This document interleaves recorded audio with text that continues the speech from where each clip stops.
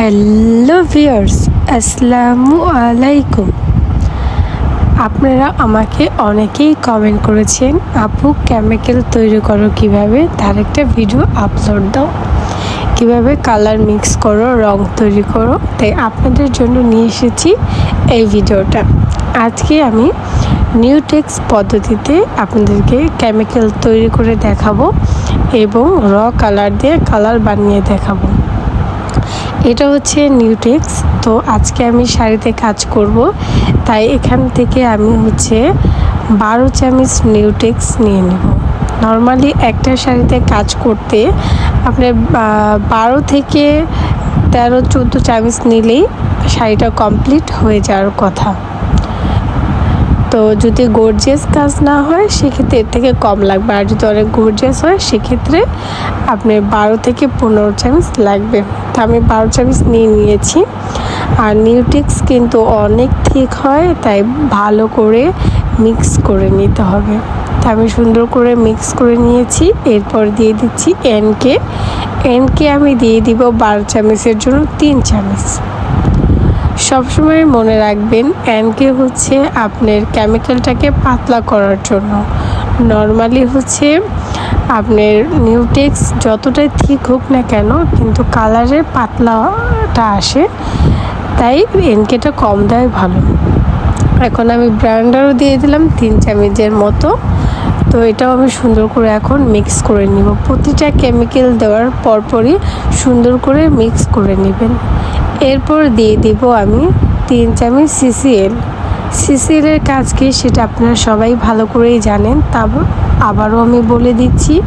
CCl কালারটাকে চকচকে ভাব আনে এবং লং টাইম ধরে রাখার জন্য এটা কাজ করে। তাই দিয়ে দিলাম 3 চামচ সিসিএল। এখন আমি সুন্দর করে মিক্স করে নিচ্ছি। দেখুন আমার কালারটা কিন্তু অনেকটাই কেমিক্যালটা অনেকটাই কিন্তু পাতলা হয়ে এসেছে, দেখতেই পাচ্ছেন, এবং প্রতিটা কেমিক্যাল সুন্দর করে মিশে গিয়েছে। এত সুন্দর করে মিশাতে হবে যেন দানা দানা ভাব না থাকে।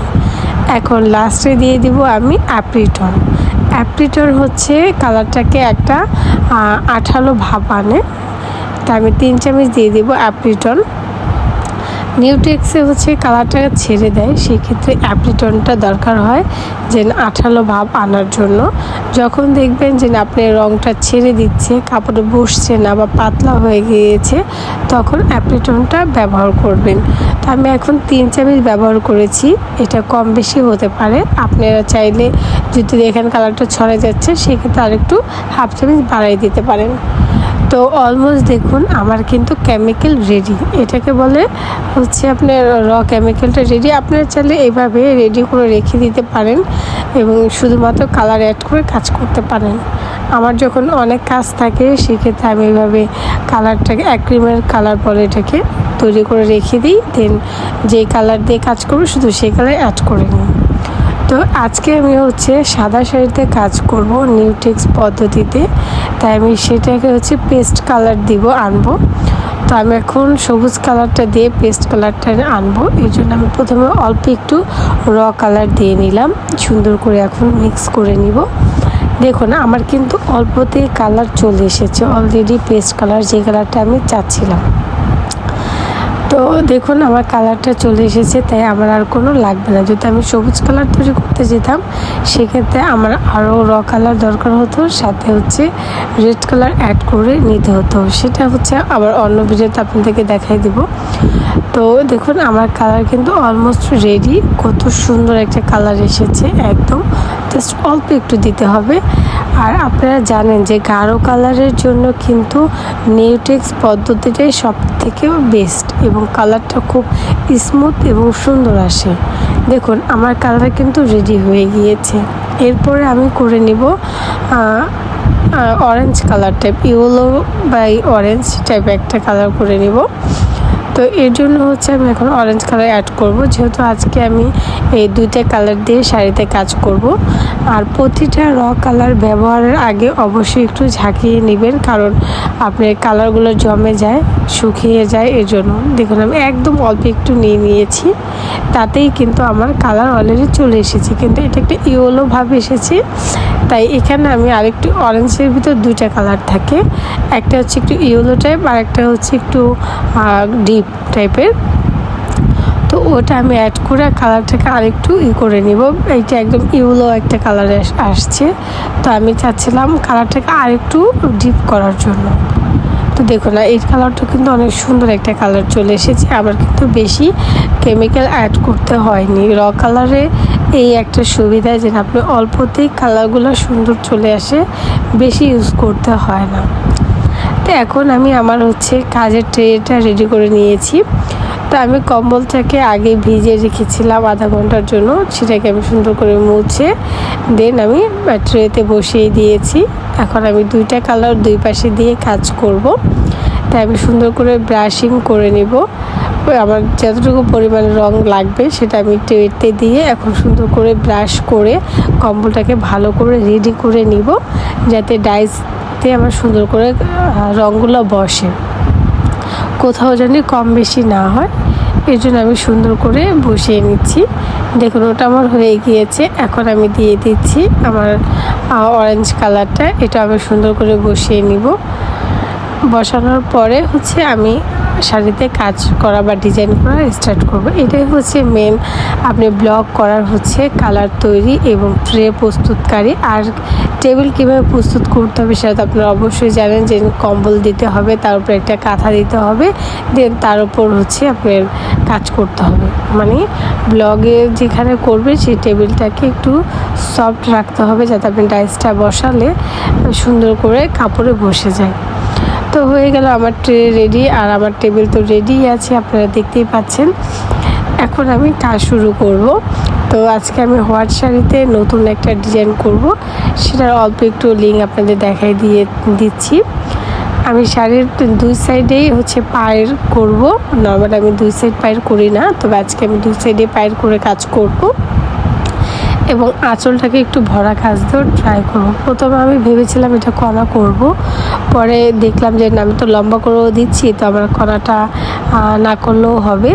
তাই আমি সমান করেই আবার করে নিয়েছি, পরবর্তীতে আমি ঠিক করে নিয়েছি। প্রথমে হচ্ছে আমি অনেক সময় কাজ করতে করতে অনেক ভুল ত্রুটি হয়ে যায়, কিন্তু সেই ভুলটা থেকেই আমি কিভাবে নতুন একটা ডিজাইন বের করতে পারি সেটা ট্রাই করি। আমি কখনো ভুল বেলে সেটাকে ফেলে দিব বা ওটাকে নষ্ট করব এরকমটা করি না, কারণ আমি চেষ্টা করি ওই যেটা আমার ভুল হয়ে গিয়েছে সেটাকে আমি নিউ একটা লুক দেওয়ার ট্রাই করি, যাতে ভুল থেকে সুন্দর কিছু হয়। তো দেখুন আমি আপনাদেরকে অল্প একটু কাজ করে দেখাবো, কারণ কাজের সময় ভিডিও করতে গেলে কাজের অনেকটা ব্যাঘাত ঘটে। আর ব্লগের কাজে জানেন তো একটু এদিক থেকে ওদিক হলে অনেকটা প্রবলেম ফেস করতে হয়, সেটা রিকভার করাটা অনেক টাফ হয়ে যায়। তাই আমি চেষ্টা করি আপনাদের জন্য ফুল ভিডিও করে দেওয়ার জন্য, যাতে আপনারা দেখে ঘরে বসে কিছু একটা করতে পারেন। আর অনেকে আমাকে মেসেজ করেন যে আপু কাজ শিখতে চাই, আপু কোথায় কাজ শেখাও। আসলে আপু আমি এখনও ওইভাবে কোথাও কাজ শেখাই না, আমার কোনো ট্রেনিং সেন্টারও নেই। যদি আপনারা চান আপনাদের উপকারের ক্ষেত্রে, হেল্পের ক্ষেত্রে আমি অনলাইনে আপনাদেরকে ক্লাস করাতে পারি, যে আপনারা যাতে সে বেসিক ক্লাসটুকু করে আপনারা নিজেরা কাজ করতে পারেন, নিজেরাই একজন উদ্যোক্তা হয়ে উঠতে পারেন, সেটুকু আমি হেল্প করতে পারি আপনাদেরকে। আর যারা সরাসরি আমার সাথে কাজ করতে চান তারা আমাকে ফেসবুক পেজে একটু নক দিবেন, কারণ আমার ইউটিউব পেজে থেকে ফেসবুক পেজে কথা বলতে সুবিধা হয়।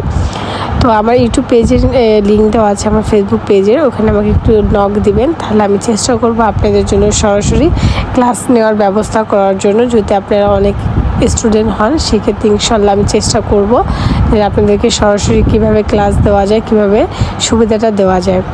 তো আপনাদের কাছে অনুরোধ থাকবে, যদি আপনারা শেখার জন্য আগ্রহ থাকেন তাহলে অবশ্যই আমাকে ফেসবুকে পেজে আমাকে নক দিবেন। আর ইউটিউবে আমার হচ্ছে WhatsApp business number, contact number দেওয়া আছে, চাইলে আপনারা সেখানে যোগাযোগ করতে পারেন।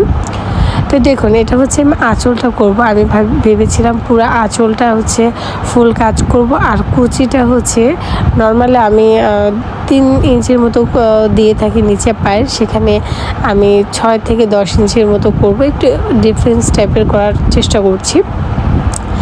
তো আজকের ভিডিওটা আপনাদের কেমন লেগেছে অবশ্যই কিন্তু কমেন্ট করে জানাবেন, আর নতুন শাড়ির ডিজাইনটাও আপনাদের কেমন লাগছে সেটাও জানাবেন। এবং ফুল ভিডিওটা আমি খুব শীঘ্রই আমার ইউটিউব পেজে দিব এবং ফেসবুক পেজেও দিব, সেখান থেকে আপনারা দেখে নিতে পারেন দেন ফুল শাড়ির লুকটা কেমন হলো।